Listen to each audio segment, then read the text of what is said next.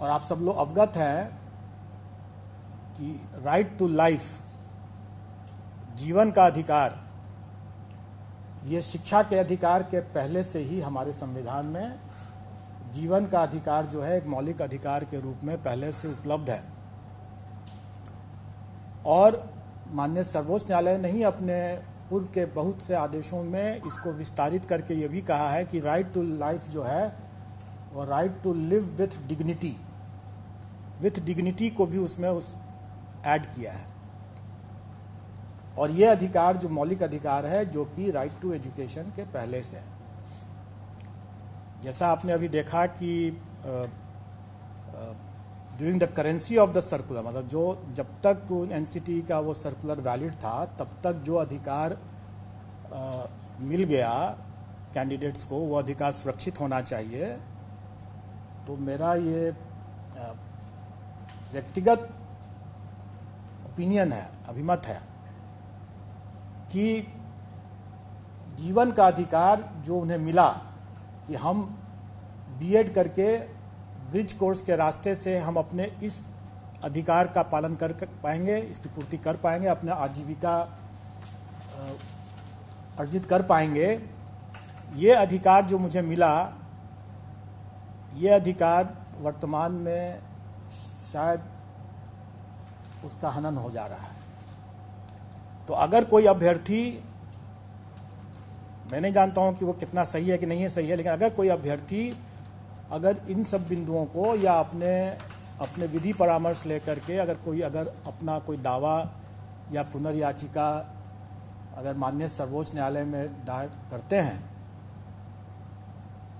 तो हमें उसके फलाफल के लिए प्रतीक्षा करना पड़ेगा और उसके फलाफल से ही प्रभावित होगा उनका परीक्षा फल। तो इसका मतलब यह हुआ कि अभ्यर्थी क्या अपना लीगल रिकॉर्ड्स लेते हैं, क्या एनसीटी आदेश करती है या क्या राज्य सरकार अध्यादेश वगैरह वगैरह जो भी लेकर के आती है, उससे उसका परीक्षा फल प्रभावित हो सकता है और हम उसका बिल्कुल अनुपालन करेंगे।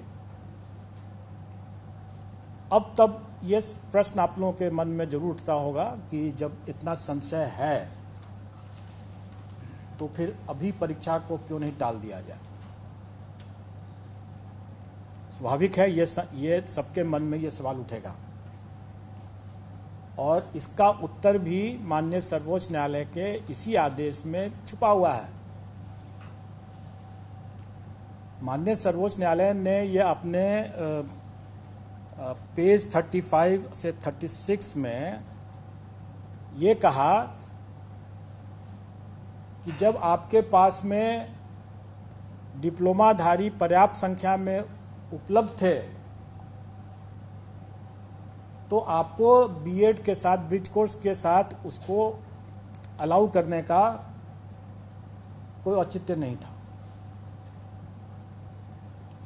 ये साफ साफ उसमें लिखा हुआ है कि, और इसी कारण से भी यह रद्द हुआ है क्योंकि आपको याद होगा, जानकारी होगी कि केवीएस ने शिक्षकों की कमी के कारण से यह प्रस्ताव दिया था, यह अनुरोध किया था, जिसको एनसीटी ने मान लिया। लेकिन राजस्थान के मामले में सुप्रीम कोर्ट की यह तीखी टिप्पणी है कि जब आपके पास में वहां पर पर्याप्त संख्या में अभ्यर्थी मौजूद थे डिप्लोमाधारी, तब फिर यह ब्रिज कोर्स करके बीएड को शामिल करने का क्या औचित्य है। अगर हम यही कहें कि हमारे पास जब पर्याप्त संख्या में डिप्लोमाधारी अभ्यर्थी उपलब्ध हैं तो परीक्षा को स्थगित करने का क्या औचित्य है, तब तो क्या हम ये माननीय न्यायालय का मानना नहीं माना जाएगा कि हम जानबूझ करके, जबकि माननीय सर्वोच्च न्यायालय ने कह दिया साफ साफ कि आपके बीएड अभ्यर्थी नहीं एलिजिबल है इसके लिए, तब उनके लिए आपकी प्रतीक्षा रहते हुए आपने डिप्लोमाधारी के अधिकार का क्यों हनन किया। इसलिए हम डिप्लोमाधारी के अधिकार का हनन नहीं करेंगे, माननीय सर्वोच्च न्यायालय के अवमानना का भागी नहीं बनेंगे। माननीय सर्वोच्च न्यायालय ने जिस तीखी टिप्पणी को अपना आधार बनाया है, हम उसी तीखी टिप्पणी के आलोक में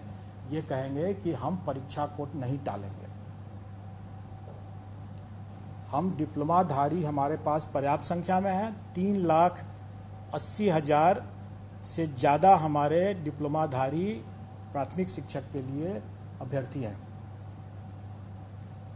कई ऐसे बीएड वाले भी हैं जो कि डिप्लोमा भी प्राप्त किए होंगे, लेकिन उन्होंने शायद अपना बीएड ही लिखा होगा। हमारी वैकेंसी से, रिक्ति से 5 गुना ज़्यादा अभ्यर्थी मौजूद हैं। हम कभी भी इसको इग्नोर नहीं कर सकते हैं, इस तथ्य को, खास करके माननीय सर्वोच्च न्यायालय के इस तीखी टिप्पणी के आलोक में, और हम इसको परीक्षा को कोई पोस्टपोन नहीं करेंगे। तो ये तो बहुत स्पष्ट बात हो गई,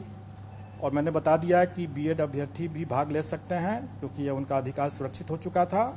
लेकिन उनका परीक्षा फल प्रभावित होगा उनके खुद अपने लीगल रिकॉर्ड्स को देखते हुए कि वो क्या पुनर्विचार याचिका दायर करते हैं या नहीं करते हैं, या एनसीटी या राज्य सरकार क्या निर्णय लेती है। और जैसा मैंने अभी बताया कि ये निर्णय कि वो पात्र हैं या नहीं पात्र हैं, ये हम डॉक्यूमेंट वेरिफिकेशन के समय करते हैं। उसके पहले हम मान के चलते हैं कि जो भी उन्होंने दावा किया है वो सही है,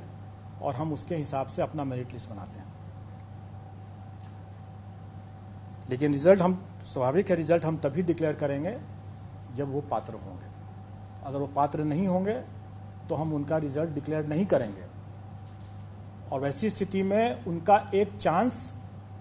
व्यतीत नहीं माना जाएगा। क्योंकि एक ये भी संशय था लोगों के मन में कि अगर हम एग्ज़ाम दे देते हैं और मेरा एक चांस बेकार चला जाएगा, आप मेरा रिजल्ट नहीं देंगे। जब हम रिजल्ट ही नहीं देंगे तो हम उनका एक चांस भी नहीं मानेंगे।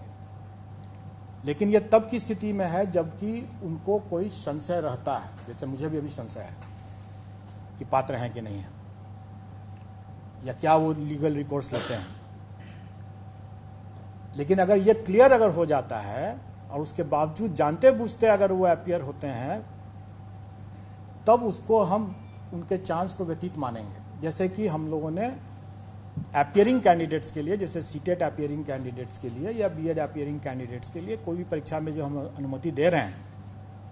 तो भली भांति जानते हैं कि वो अपना एक चांस को एग्जॉस्ट कर रहे हैं, चाहे वो सीटेट क्वालिफाई करते हैं या नहीं करते हैं, वो अपने एक चांस को व्यतीत करते हैं, क्योंकि भली भांति वो जानते बूझते वो अपीयर हो रहे हैं,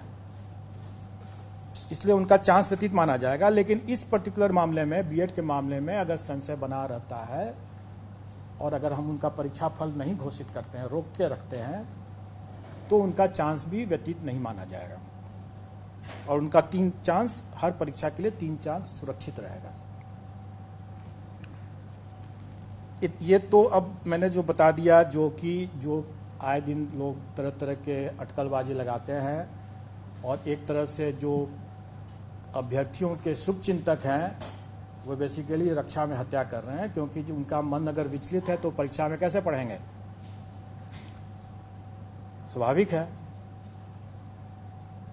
आए दिन हम लोगों के पास में यह भी एक